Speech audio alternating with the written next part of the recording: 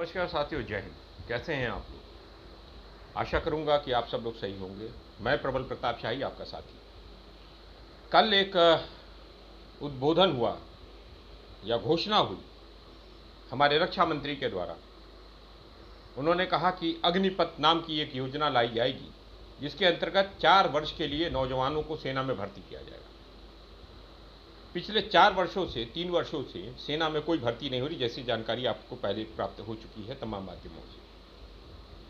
4 वर्षों से सेना में भर्ती होगी, 6 महीने की उनकी ट्रेनिंग होगी, फिर 4 वर्ष के बाद 25% लोगों को 25% लोगों को ही उन नौजवानों में से फिर से आगे के लिए सेना में रखा जाएगा। बाकी लोगों को निकाल दिया जाएगा या रिटायर कर दिया जाएगा, जो भी आप समझ लीजिए।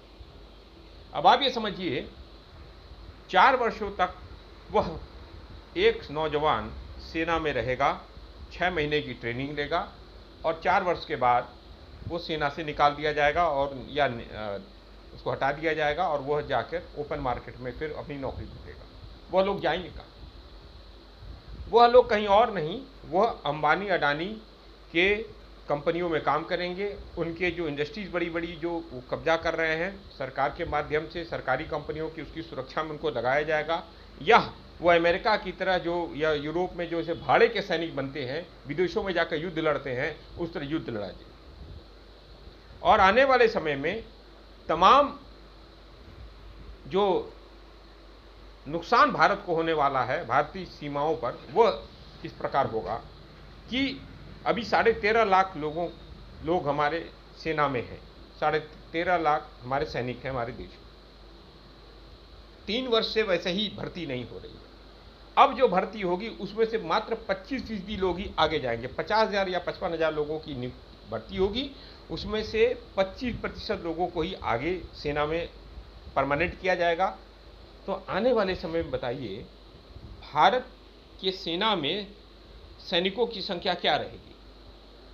एक तरफ चाइना हमारे बॉर्डर्स में घुस रहा है, अरुणाचल प्रदेश में, तिब्बत की तरफ घुस रहा, लद्दाख की तरफ तिब्बत की तरफ से घुस रहा है, और बाकी पाकिस्तान हमारे लिए वैसे ही एक डिस्टर्बिंग नेशन है।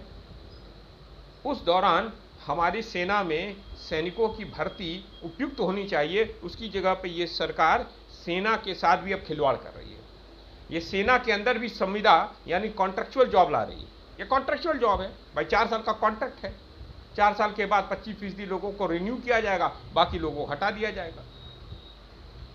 और इसका विरोध मैं ही नहीं कर रहा हूं, इसका विरोध तमाम पूर्व सैन्य अधिकारी भी कर रहे हैं। मुझे लगता है इसके विषय में हम लोगों को और विचार करने की जरूरत है कि हमने कैसी सरकार ला दी है जो इस देश के संसाधनों को तो लुटवा ही रही है, अब सेना के अंदर भी उन संसाधनों को जिनको लुटवाई है, उन प्राइवेट कंपनियों को, उनके लिए एक प्राइवेट आर्मी बनाने की कोशिश हो रही है।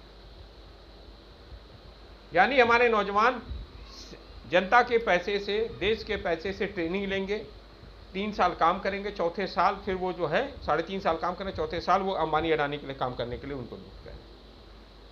यह एक जो सरकार जो खेल खेल रही है, इससे हमारे देश को बहुत नुकसान होगा।